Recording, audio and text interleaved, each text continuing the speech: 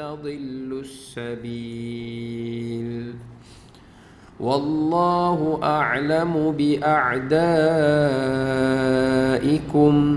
وكفى بالله وليا وكفى بالله نصيرا من الذين هادوا يحرفون الكلم عن مواضعه ويقولون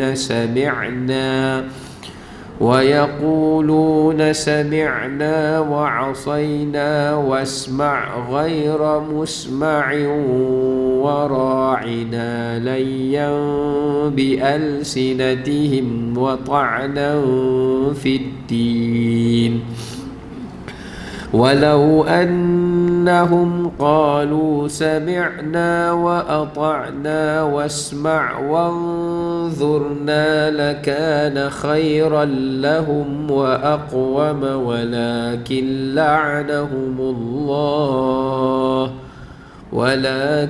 لعنهم الله بكفرهم فلا يؤمنون إلا قليلا. Surahul Azim. Mafhum daripada ayat 44 sehingga ayat 46. Tidakkah kamu memperhatikan orang yang telah diberi bahagian kitab Taurat? Mereka membeli kesesatan dan mereka menghendaki agar kamu tersesat menyimpang dari jalan yang benar. Dan Allah lebih mengetahui tentang musuh-musuhmu. Cukuplah Allah menjadi pelindung dan cukuplah Allah menjadi penolong bagi kamu. Iaitu di antara orang Yahudi yang mengubah perkataan dari tempat-tempatnya.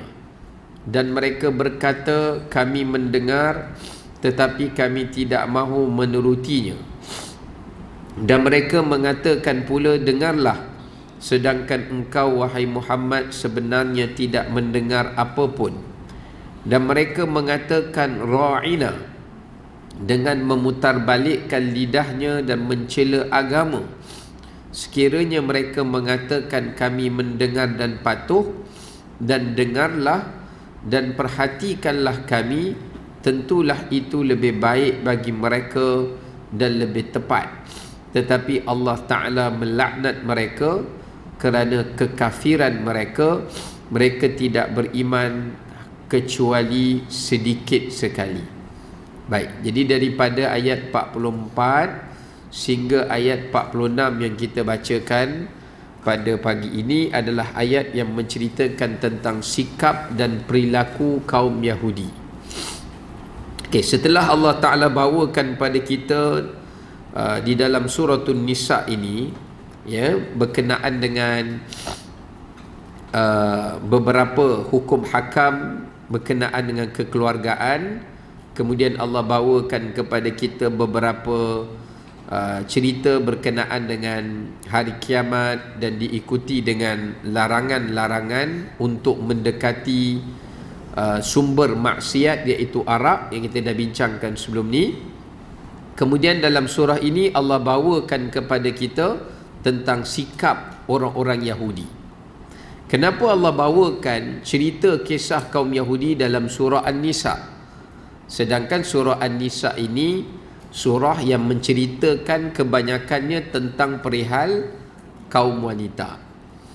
Pertamanya, antara sebabnya kenapa dibawakan kisah itu dalam surah ini, kerana orang-orang Yahudi mereka terkenal di kalangan golongan yang menindas kaum wanita. Ya, mereka ini dikenali termasuk di kalangan golongan yang suka menindas kaum wanita. Di antaranya kalau kita baca di dalam ayat-ayat Al-Quran, di dalam surah Al-Baqarah misalan contohnya, Allah Ta'ala sebut apabila orang Yahudi bertanya tentang hukum wanita yang berada dalam keadaan haid atau yang berada dalam keadaan uzur. Ya, orang Yahudi mereka apabila isteri-isteri mereka atau anak-anak perempuan mereka berada dalam keadaan uzur, mereka akan menganggap isteri dan anak perempuan mereka itu berada dalam keadaan kotor, ya, dan diperlakukan mereka seperti orang yang bernajis, ya, sehingga kan dalam ketika Nabi SAW sampai ke Madinah, mereka mengasingkan tempat tidurnya, mereka mengasingkan bekas makan dan minumnya, mereka mengasingkan basuhan pakaiannya, dan mereka tidak bercakap dengan isteri dan anak perempuan mereka sepanjang dalam tempoh uzur itu. Kena boykot lah, senang cerita, ya, kena boykot. Sebab itu dalam surah Baqarah Allah rakamkan, mereka kata fa'tazilun nisa'a fil mahid, mereka itu boykot wanita-wanita ini pada semua perkara lah. Sedangkan Islam mengatakan tak perlu sampai macam tu, cuma yang dilarang adalah menyentuh isteri itu sahaja, tidaklah sampai kepada peringkat diboykot ataupun diasingkan semua perkara itu, ya.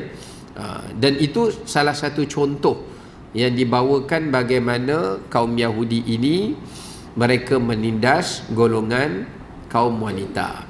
Maka sebab itulah Allah Ta'ala bawakan kisah mereka dalam surah ini, kerana mereka pernah mengubah hukum-hukum yang terdapat dalam kitab-kitab mereka, terutamanya di antaranya adalah hak yang patut dimiliki oleh kebajikan orang-orang perempuan, seperti mereka mengubah ketetapan wasiat kepada kaum wanita itu tidak boleh melebihi kadar tertentu yang ada dalam kitab-kitab mereka, mereka ubah. Maknanya kalau ikut syariat Nabi dulu, mereka belum ada faraid, mereka belum ada pusaka, mereka ada wasiat, tapi mereka ubah keterangan dalam kitab mereka, kalau nak wasiat ke orang perempuan tak boleh melebihi kadar-kadar tertentu. Maknanya kalau lebih, wasiat itu tidak sah dan wasiat itu terbatal, ya. Wasiat itu tidak sah dan wasiat itu terbatal.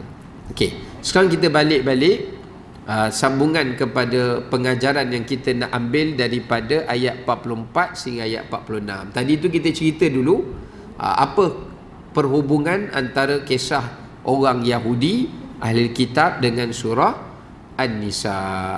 Okey, yang pertama kita lihat pada ayat ke-44 yang kita bacakan ini, ya. Pada ayat yang ke-44 Allah Ta'ala menyatakan tentang larangan mengubah ayat-ayat Allah Ta'ala dan memperdagangkan agama dengan tujuan kepentingan dunia. Jadi yang pertama pengajaran yang kita nak ambil daripada ayat 44 ni apa? Iaitu Allah Ta'ala melarang perbuatan menjual agama atau mengubah keterangan agama dengan tujuan untuk kepentingan dunia. Sebab ayat ni ada sebab turun dia, ibu-ibu sekalian. Dalam riwayat mengatakan ayat ini turun kepada ayat ini turun kepada seorang pemuka kaum Yahudi namanya Rifa'ah bin Zaid At-Tabut. Namanya Rifa'ah bin Zaid At-Tabut. Dia ni suka memutar-mutar belitkan perkataannya dan ucapannya. Dan dia termasuk di antara pemuka kaum Yahudi, antara salah satunya adalah Ka'ab bin Al-Ashraf, yang banyak mengubah kitab-kitab Taurat dan juga menyembunyikan kebenaran kitab itu daripada Nabi SAW. Ini bila Nabi minta penjelasan tentang kitab Taurat daripada mereka, maka mereka akan menyembunyikannya dan mereka tidak akan menyampaikannya, bahkan mereka mengubah ayat-ayat itu mengikut kepada kehendak mereka. Baik, sebab tu dalam ayat ini Kita perhatikan perkataan yashtaruna dengan yang keduanya Allah sebut antadillu. Ini dua perbuatan yang Allah laknat. Yang Allah Ta'ala melaknat orang-orang Yahudi dan juga melaknat ahli kitab, termasuklah orang-orang Nasrani. Allah melaknat kedua-dua mereka. Apa dia yang pertama Allah laknat mereka? Yang pertamanya yashtaruna. Yashtaruna ni kalau dalam bahasa Arab maknanya menjual, ya. Maknanya mereka menjual membeli kesesatan dan menjual hidayah. Apa maksudnya?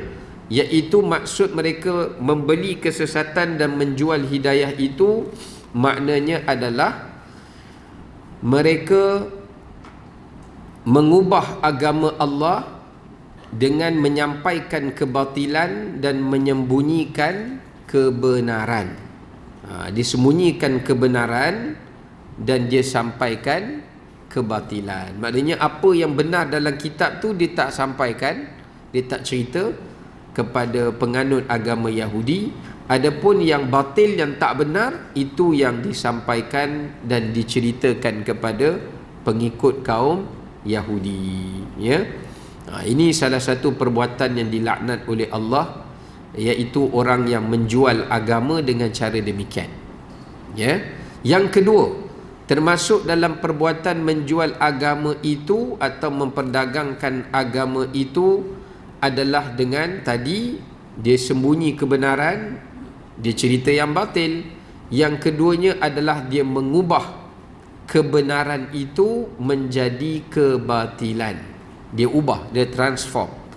Maknanya ayat-ayat yang cerita tentang kebenaran Nabi SAW, ayat hukum-hukum yang menjelaskan halal dan haram, diubahnya mengikut selera mereka, diubahnya mengikut keinginan dan nafsu mereka. Ini pun salah satu daripada perbuatan membeli kesesatan dan menjual petunjuk Allah dan kebenaran. Benda ini dilarang oleh Islam kerana dia merosakkan agama, ya, merosakkan agama. Ini mereka mengubah hukum dan mereka menukar hukum mengikut nafsu dan selera mereka. Yang kedua, yang pertama tadi mereka sembunyi, ya. Yang kedua ni mereka mengubah, ya. Baik. Yang ketiganya Allah Ta'ala ceritakan sikap mereka, tengok di hujung ayat tu, antadillu. Tujuan mereka melakukan demikian, kenapa? Ingin menyesatkan manusia daripada jalan hidayah. Tadillu tu maknanya memesongkan manusia ataupun menghalang manusia daripada mengikut jalan petunjuk Allah yang sebenarnya. Baik, kalau kita lihat dekat sini, ayat ini memberikan pengajaran kita yang kedua. Apa dia pengajaran dia? Iaitu menjauhi daripada golongan-golongan yang merosakkan agama. Golongan yang merosakkan agama. Baik, dalam satu hadis daripada Nabi SAW, baginda menyatakan golongan yang merosakkan agama ni ada 3 golongan. Dan pada ayat 44 ni, termasuk di antara 3 golongan tu ahli kitab. Okey, siapa golongan itu? Yang pertama adalah orang-orang yang jahil yang mengajar agama. Orang-orang yang jahil yang mengajar agama. Ini perosak agama yang pertama.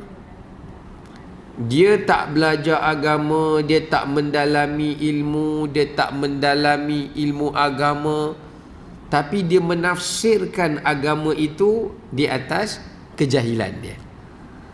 Maknanya dia tak belajar, dia tak ada background begitu, tapi dia memperdayakan orang dengan penampilan dia, rupa paras dia. Jadi bila orang percaya dia ni orang agama dan dia ajar orang di atas kejahilan dia, menyebabkan orang menjadi sesat.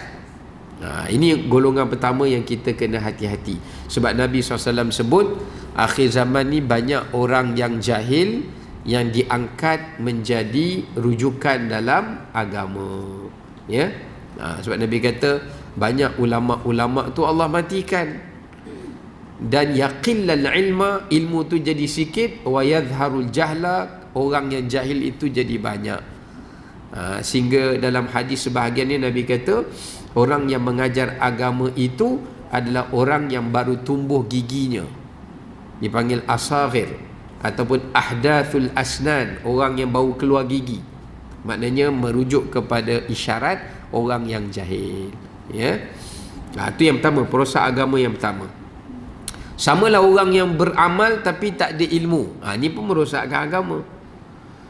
Dia jahil tapi dia beramal. Bila orang tanya dia, kamu buat amal ni apa? Saya ngikut orang je. Jadi lama kelamaan amalan tu menjadi ikutan, bukan datang daripada orang yang berilmu. Baik, yang kedua, orang yang merosakkan agama ni siapa? Iaitu al-ghalim. Nabi sebut orang-orang yang melampau, ekstrim. Orang yang melampau. Ya. Orang yang melampau ni siapa dia? Iaitu orang yang terlalu melampau-lampau di dalam beragama sehingga dia merosakkan agama itu. Melampau ni maksudnya agama tak suruh macam tu, tapi dia melampau-lampau sampai suruh macam tu, akhirnya orang menyangkakan agama suruh macam tu. Antaranya siapa? Antaranya adalah orang Yahudi. Sebab orang Yahudi ni pengamal agama yang melampau dan ekstrim, terlalu berlebih-lebihan. Macam tadilah, isteri asalnya Nabi mereka ajar isteri mereka jangan disentuh, tapi dia melampau sampai diboikotnya. Contohnya dalam Quran, Allah Ta'ala haramkan mereka untuk memakan khinzir, makan babi lah, tak boleh makan babi. Tapi bila dia tengok khinzir tu berkaki 4, maka dia juga mengharamkan ke atas dirinya makan binatang yang berkaki 4 yang lain. Contohnya pada awalnya Allah haramkan kepada mereka makan khinzir itu, kemudian mereka mengharamkan benda-benda yang lain juga. Ya, sebagaimana dalam surah Al-An'am Allah kata wa harramna alaihim kulladzi zufur. Mereka telah mengharamkan ke atas diri mereka semua benda yang berkuku. Yang berkuku tapi yang berkaki 4. Yang berkaki 2 okey. Yang berkaki 4 semua diharamkan. Mereka haramkan ke atas diri mereka, padahal agama tak mengharamkan. Ya. Tapi mereka sendiri yang mengharamkan ke atas dirinya. Suatu kita tengok daripada idea melampau Yahudi ni, keluarlah satu agama lain pula, iaitu agama yang mengharamkan makan daging, makan sayur je. Ya, makan sayur je. Asalnya dia datang daripada kepercayaan orang Yahudi. Asalnya daripada kepercayaan orang Yahudi yang melampau tu. Ya. Baik. Suatu Allah kata wa minal baqari wal ghanami harramna alaihim, sampai lembu, kambing pun haram. Masa tu mereka haramkan. Hanya kerana termasuklah unta. Sebab mereka pernah tengok Nabi Yaqub tidak minum susu unta. Rupanya sebab Nabi Yaqub ada sakit saraf. Kalau baginda minum susu unta, beliau akan sakit. Jadi beliau tinggal. Jadi asalnya tak minum susu je sebab takut mudarat. Tapi mereka anggap, oh maknanya unta ni haram. Padahal susu dagingnya baginda makan, tapi diharamkan. Lepas baginda tu wafat, diharamkan. Tapi bila benda yang Allah haramkan, dihalalkan pula. Contohnya Allah haramkan makan daging khinzir, Allah haramkan makan lemak khinzir. Tahu dia orang buat apa? Ni orang yang melampau lah. Dia kata kita jangan makan, tapi kita guna daging atau lemak ini untuk tujuan yang lain bagi mendapat untung, itu tak apa. Sebab kita makan hasilnya, kita tidak makan zatnya. Tu orang Yahudi ni dia cerdik betul belik. So dia ambil lemak-lemak khinzir, dijual ke orang beli, dia dapat untung. Dan dia kata kat nabi-nabi mereka, kami tak makan khinzir, kami makan duit, kami tak makan khinzir. Maka sebab itulah Allah Ta'ala mensyariatkan hukum, apa saja yang haram dimakan, haram juga hasil keuntungannya. Sebab yang mula-mula fikir macam tu adalah orang Yahudi. Sebab tu orang Yahudi, dia tak minum arak. Ni Yahudi yang betul-betul lah. Dia tak minum arak, dia tak makan riba, dia tak makan khinzir, tapi dia makan hasil. Dia buat arak, dia jual ke orang, dia dapat untung arak. Dia tak makan riba, dia buat sistem riba, dia bagi orang ambil riba, dia makan untung riba. Ya, tapi dia suruh orang lain dia ambil riba tu. Begitulah juga dia buat rokok, dia tak isi rokok, dia ambil untung rokok. Macam itulah. Dia tak berzina, dia buat tempat orang berzina, dia ambil untung zina. Macam tu.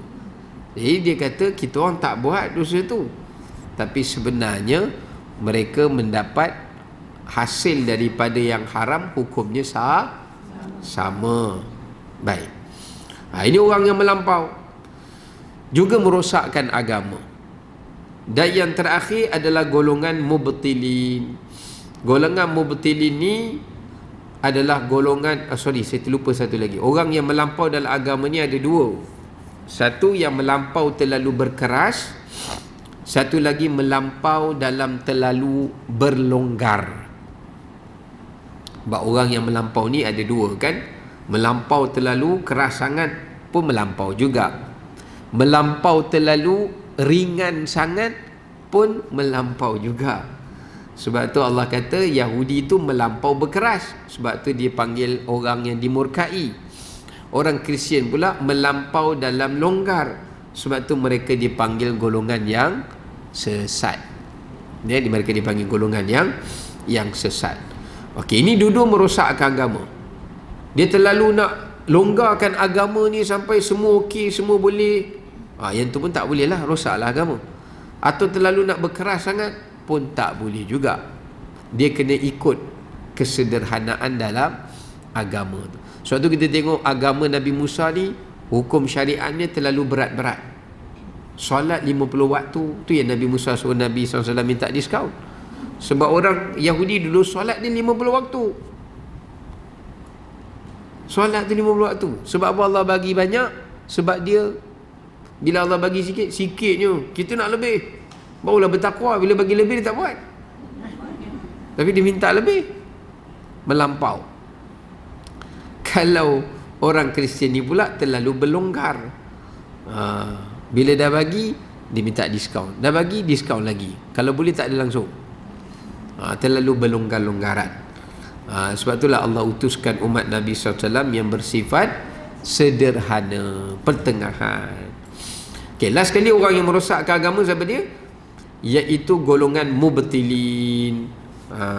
Golongan mubtilin ni adalah golongan yang merupakan orang agama tetapi tidak beramal dengan agamanya. Ini juga merosakkan agama.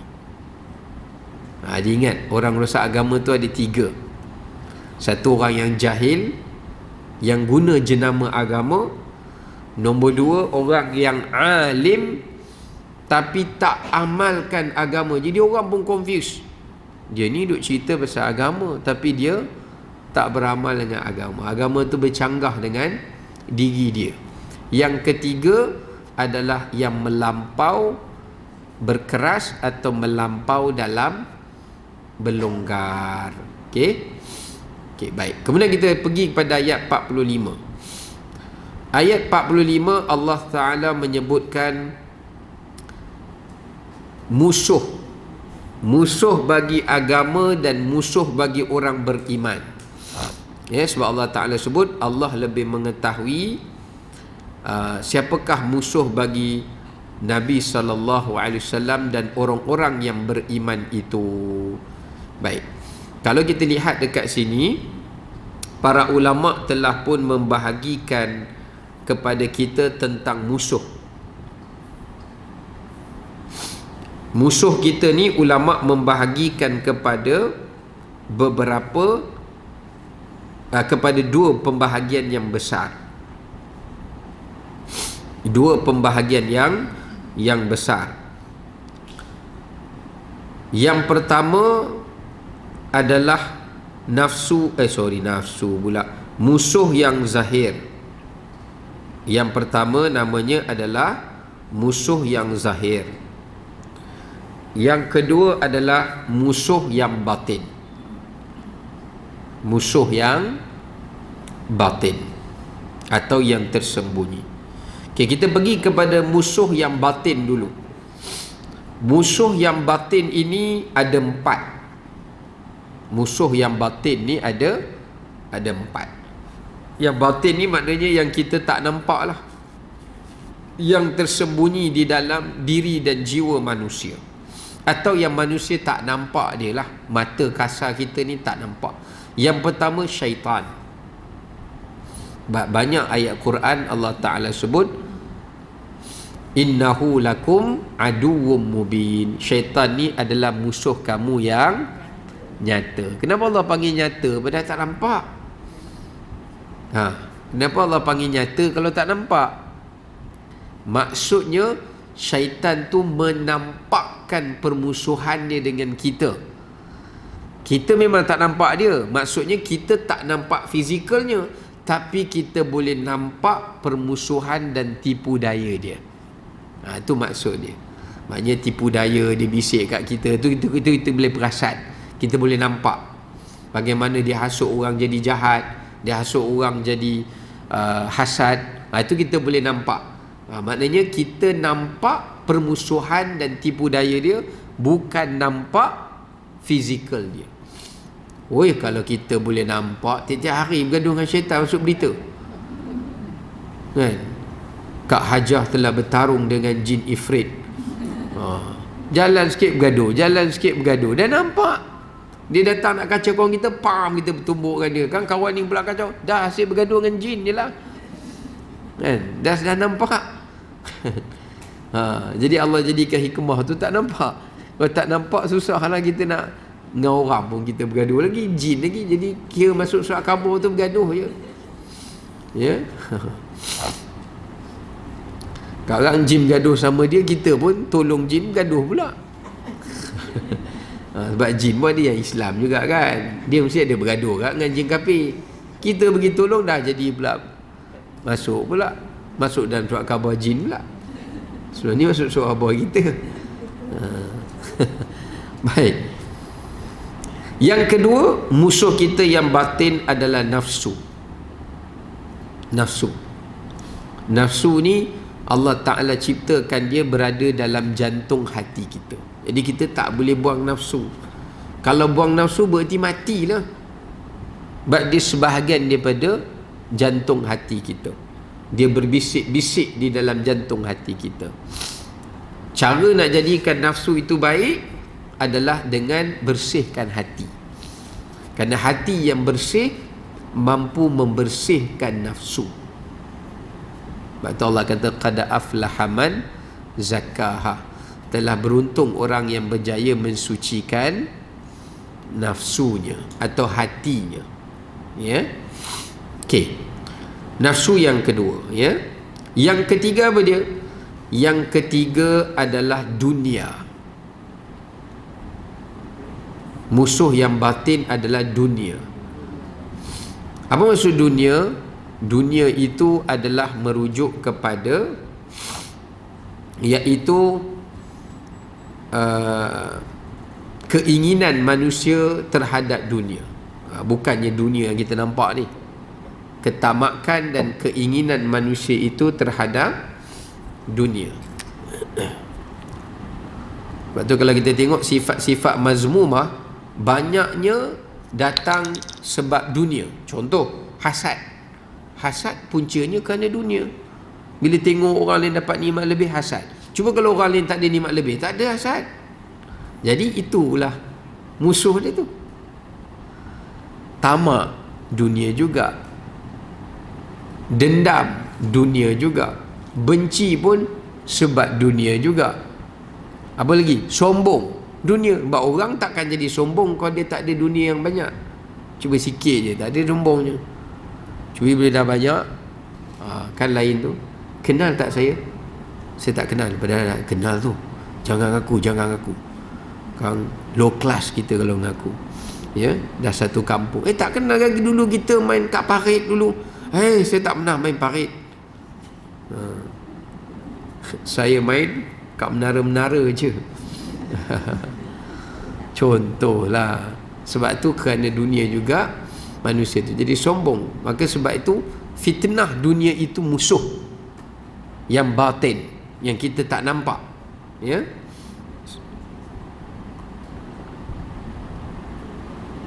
Yang seterusnya, yang terakhir, musuh yang batin adalah kejahilan. Adalah kejahilan.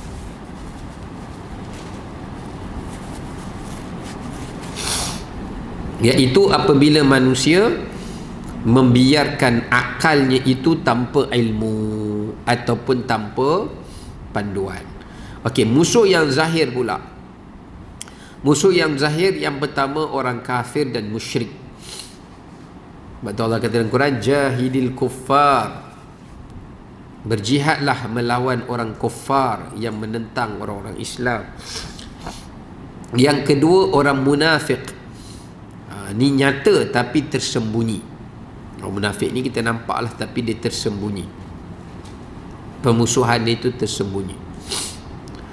Kemudian musuh yang nyata lagi selain daripada orang kafir dan orang munafik adalah merupakan orang-orang yang sesat.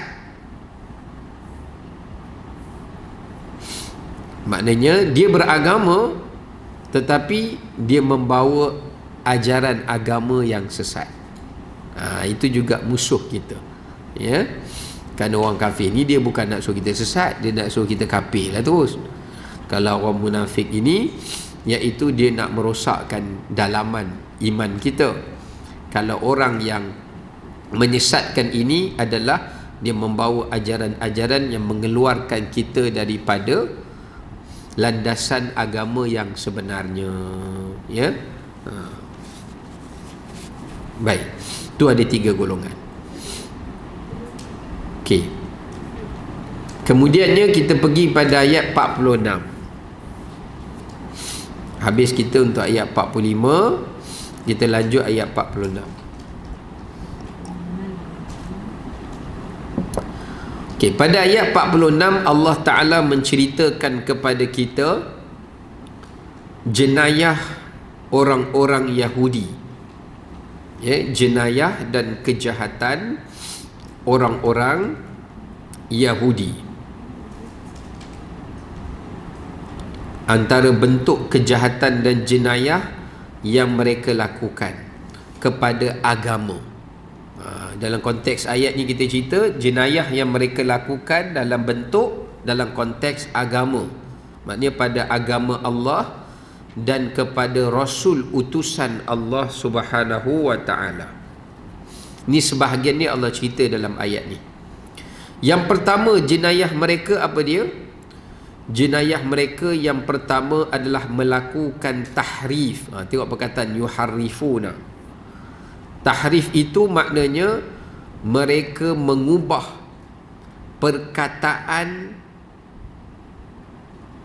dan mengubah nama dan hukum di dalam agama-agama Allah Subhanahu wa ta'ala. Contoh, katakanlah Allah menyuruh sembahlah aku, Allah berfirman sembahlah aku, dia buang nama Allah, dia bubuh Jesus. Jesus berkata sembahlah aku. Ubah. Dia ubah kalimah tu, dia buang, masuk yang lain. Ataupun kalau ada kalimah tu kata Rasul bernama Ahmad, dia buang Ahmad tu. Misalan lah. Maknanya mereka mengubah itu dengan menukarkan kalimat di dalamnya supaya memberi makna yang lain. Atau mereka mengubah hukumnya. Yang halal tu dia tukar jadi haram, yang haram tu dia tukar jadi halal. Ini dinamakan perbuatan tahrif. Yang kedua, jenayah yang kedua, apa dia mereka buat terhadap kitab Allah atau agama Allah, iaitu mengubah tafsiran. Kalau dia tak ubah pun perkataan asal tu, dia mengubah tafsiran makna ayat dalam kitab tu. Kitab tu tak cakap macam tu, tapi rahib-rahib dan rabai-rabai dia menafsirkannya dengan tafsiran yang salah. Dengan tafsiran yang salah.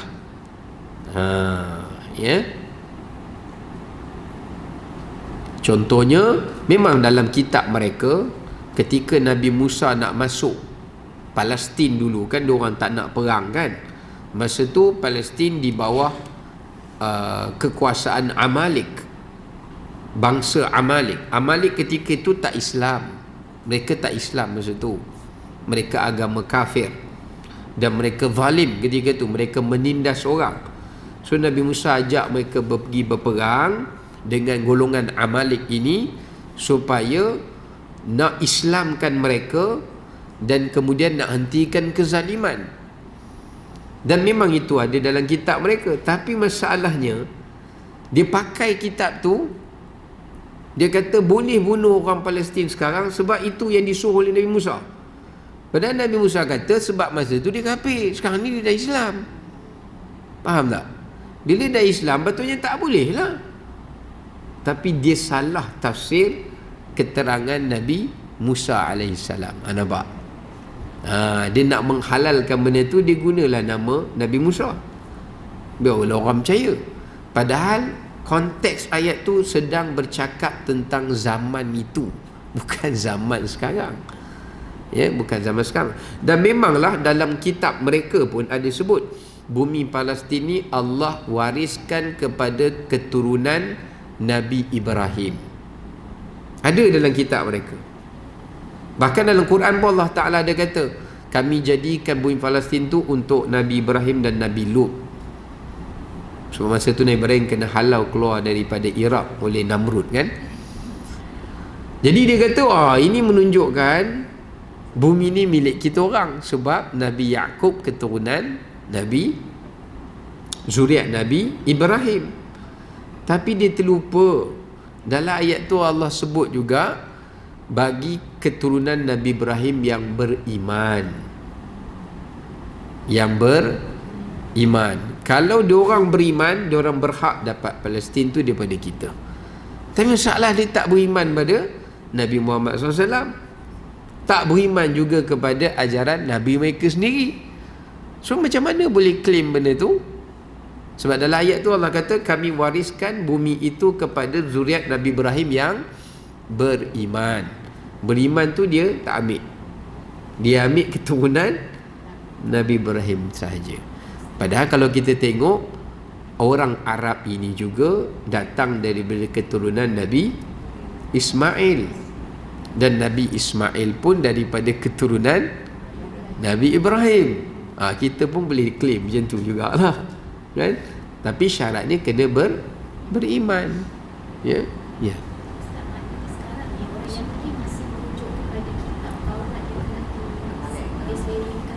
Masih. Mereka masih merujuk, tetapi yang setelah diselewengkan atau tafsiran yang diselewengkan, salah satu.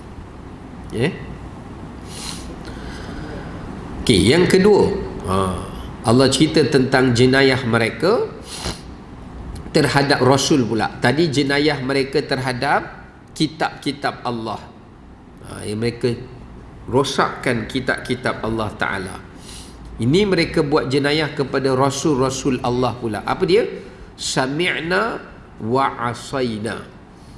Bila setiap kali Rasul tu menyuruh mereka melakukan sesuatu perkara, mereka akan berkata, kami dengar dan kami bantah. Kami dengar dan kami bantah. Ya, kami dengar dan kami mengingkarinya. Maknanya kami tak nak ikut, tak nak turut. Asaina ni maknanya kami lawan apa yang disuruh tu. Seolah-olah kata Allah, wasma' ghaira musma', macam dia orang dengar tu tapi tak dengar.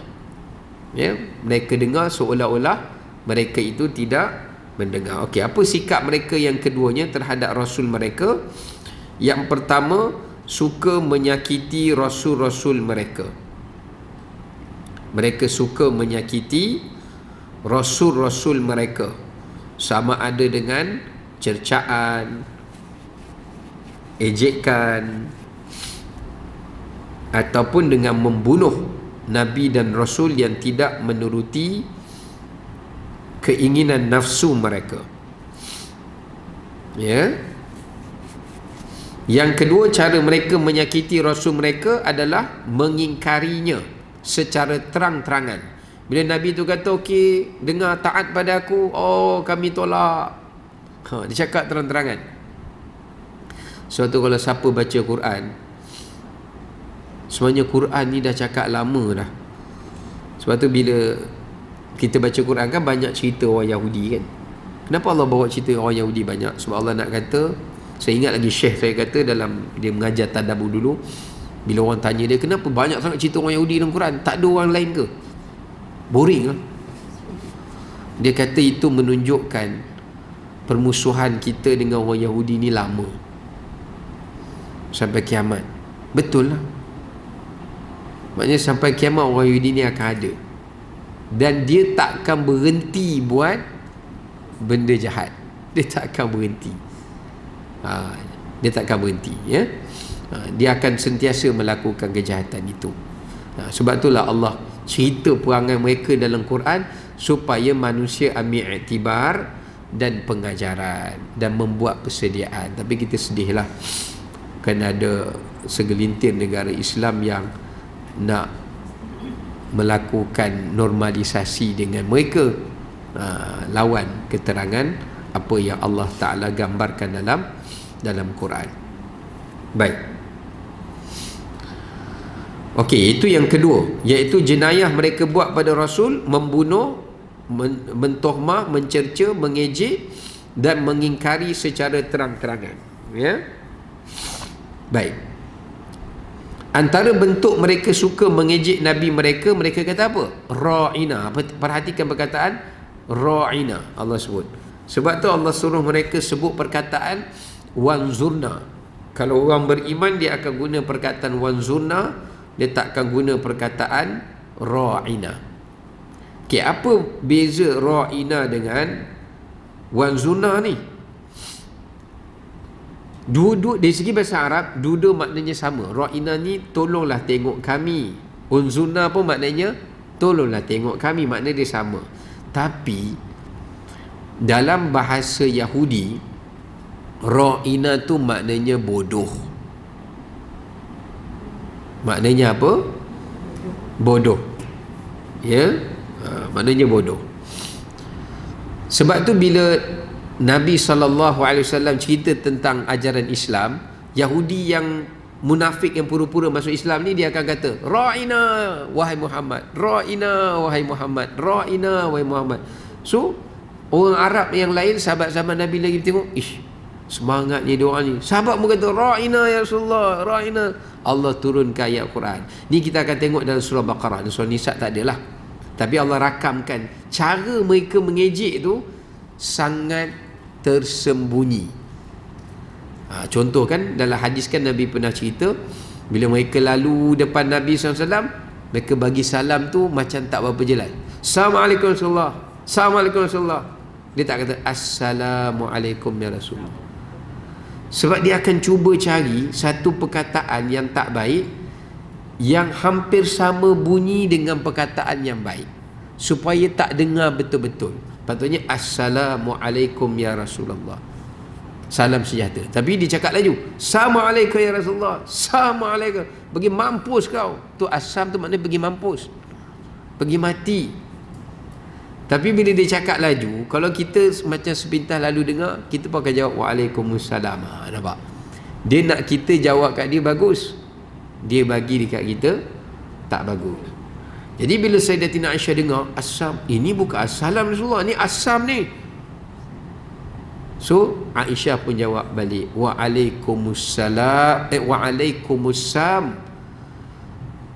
wal la'nah, ke atas kamu pergi mati dan laknat. Nabi tegur Aisyah, Aisyah relax, tenang. Kalau dia cakap kat kita macam tu, kita jangan jawab lebih. Jawab je wa'alaikum, kepada kamu pun. Tak payahlah kepada kamu pun pergi matilah. Selalu kan kita kan macam tu kan, geram sangat. Dia matilah kau pun pergi matilah. Kita biasa pun jawab macam tu. Pasti kalau orang cawak kat kita macam tu, kita cakap kau pun, dia pun akan sakit hati juga walaupun kita jawab tu. Bodohlah kamu, kau pun. Walaupun kita cakap macam tu, kita tak kata balik kau pun bodoh juga. Tapi dia sakit hati tak dengar? Sakit hati juga. Kau pun okey dah, cukup dah tu. Maknanya dah terbalas dah. Tak perlulah nak sebut perkataan yang tak baik itu. Itu Nabi tegur Sayyidatina Aisyah, ya. Sebab Nabi dah tahu dah panggil orang Yahudi memang macam tu. So dia kata ra'ina, maknanya bodoh kamu ya Rasulullah, bodoh kamu ya Rasulullah. Sebab perkataan tu ada di dalam bahasa mereka. So Allah Ta'ala larang, Allah kata mulai hari ni la taqulu ra'ina wa qulun zurna wasma'u. Wahai orang beriman, jangan lagi guna perkataan ra'ina, tapi guna perkataan unzurna. Ya Allah, ya Rasulullah, perhatikanlah kami, tengoklah kami. Tukar perkataan. Sebab tu dalam Islam, kalau ada satu perkataan tu boleh memberi makna yang baik dan tak baik, tinggalkan penggunaannya. Kerana takut nanti ada orang guna perkataan itu niatnya tidak baik, bukan memberi maksud yang baik. So tu tak boleh dalam Islam, ya. Kalau unzurna tu dia memang satu saja makna perkataan yang baik, dia tidak merujuk kepada perkataan yang tidak baik. Okey, so maknanya dekat sini kejahatan orang Yahudi yang ketiga yang Allah bawakan apa dia? Mereka suka mencari helah untuk menghalalkan perkara yang haram.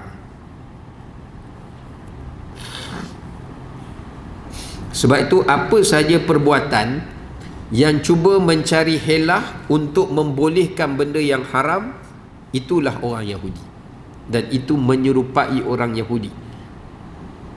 Sebab tadi kan dia cuba cari helah nak ejek Nabi, dia cuba guna bahasa yang tak nampak zahir benda tu tak baik.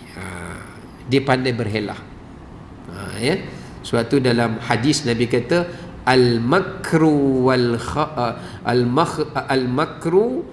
wal khadda'u finnar.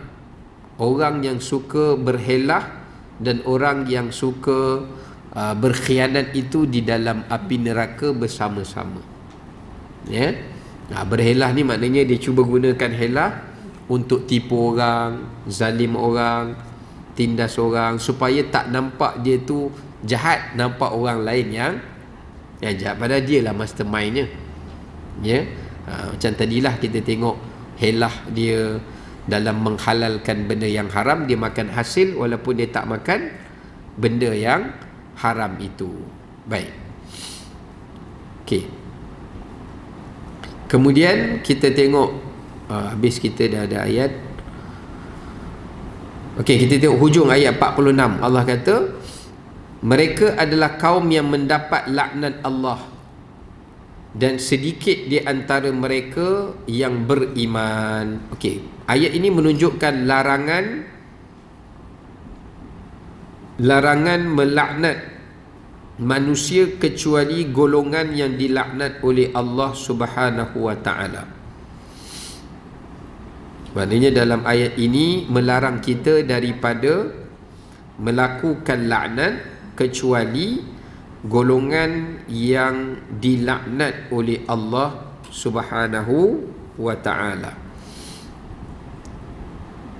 Sebab dalam hadis Nabi SAW, Nabi bersabda, la'nul mu'min kaqatlihi. Siapa laknat orang, hukum dia berdosa sama seperti membunuh orang.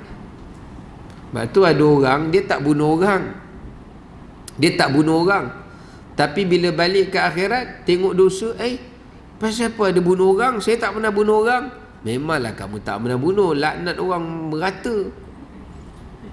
Dosanya sama seperti membunuh. Ya. Sebab itu dalam sebuah hadis Nabi bersabda, apabila seseorang hamba itu melaknat sesuatu, maka laknat tu akan naik ke langit. Perkataan laknat tu akan naik ke langit, kemudian pintu langit akan tutup, tak bagi laknat tu naik. Kemudian laknat itu akan turun balik. Dalam hadis sebut dia akan turun ke bumi, pintu bumi pun tutup, tak terima. Betul, laknat tu macam kita kata semoga Allah melaknat kamu lah, ataupun laknat ke atas kamu.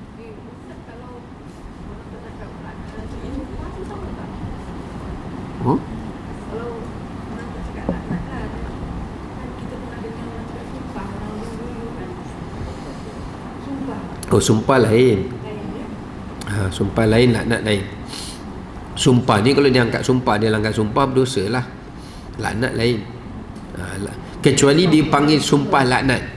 Sumpah laknat tu ialah macam contoh li'an kan.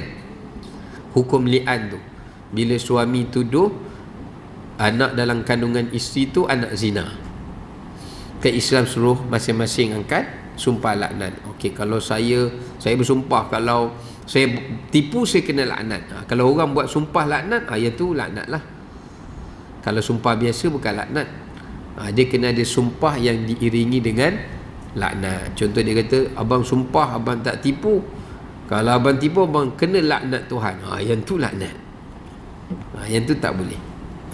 So bila turun kat bumi, pintu bumi pun tutup. Kemudian dia nak pergi ke kanan, dia nak pergi ke kiri, tak ada jalan, melainkan Allah kata balik-balik pada orang laknat tu. Maknanya laknat Allah tu akan balik semula kepada pelaknat itu tadi. Bahkan yang lebih takut, Nabi sebut dalam hadis, la yakunul la'anin syufa'a wala syuhada. Orang yang suka laknat orang tak dapat syafaat.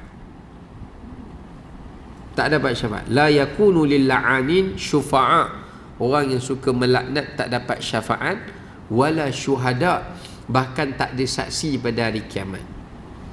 Maknanya orang nak bagi keterangan saksi, dia ni buat baik, Allah kata mana bukti buat baik? Semua saksi diam. Tak payah. Biar dia. Sukalah nak orang sangat. Kan? Contohlah. So tak ada orang nak menjadi saksi dia dalam kebaikan dia, kecuali saksi dalam kejahatan dia tu ada. Tu bahaya tu. Sebab itu jauhi daripada membiasakan diri dengan perkataan laknat, ya. Dia tak boleh sebut perkataan laknat, ataupun tak boleh sebut perkataan orang yang dilaknat, ya, orang yang dilaknat, sebab dia termasuk di antara dosa-dosa besar. Sebab tu bila Aisyah sebut perkataan laknat tu, Nabi marah. Nabi kata tak payahlah sebut, bagi kamu pun sudahlah, tak payah nak pergi tambah laknat lah apa benda. Padahal orang Yahudi tu memang dilaknat oleh Allah, ya, memang dilaknat. Dia boleh laknat, tapi laknat tu dengan secara umum, bukan secara khusus. Contohnya dia tu buat zalim, kita kata semoga Allah melaknat orang-orang yang zalim. Itu boleh. Sebab memang ada dalam Quran pun maknanya kita melaknat perbuatan dia. Kita bukan ya Allah laknatlah fulan min fulan, itu tak boleh. Tapi kalau kita kata dia buat zalim, kita kata semoga Allah melaknat orang yang zalim. Sebab dia buat zalim kan, itu merujuk kepada perbuatan dia, ya. Semoga Allah melaknat orang-orang yang melakukan dosa-dosa yang layak dilaknat. Contoh orang yang mengubah jantina, kan, kita boleh katalah semoga Allah melaknat perbuatan orang yang melakukan perbuatan itu boleh. Tapi yang tak boleh, kita spesifik nama dia. General boleh. Kalau melaknat kamu itu tak boleh. Tapi kalau general boleh. General boleh. Contohnya kalau dia buat perbuatan tu, kita kata semoga Allah melaknat orang yang melakukan perbuatan ini. Boleh. Memang perbuatan tu dilaknat. Tapi untuk kita cakap kau ni dilaknat, itu tak boleh. Sebab kita tak tahu, mungkin dia taubat, dia diampunkan oleh Allah satu hari, kita tak tahu. Tapi kita boleh melaknat perbuatan yang dia buat tu, dosa yang dia buat tu. Okey? Boleh? Allah melaknat syaitan, boleh? Allah melaknat orang-orang Yahudi, boleh? Ya. Sebab itu masih dalam bentuk umum lah, ya, general. Okey. Wallahu alam, kita berhenti sampai ayat 46, nanti kita sambung ayat berapa? 47. Pak Raya lah. 43 tak ada lah. Ayat 47. Ni ayat 47 ni pun sambungan berkenaan dengan ahli kitab lagi. Ni lepas ni semua masuk cerita pasal ahli kitab. Okey, wallahu taala alam bisawab. Assalamualaikum warahmatullahi wabarakatuh.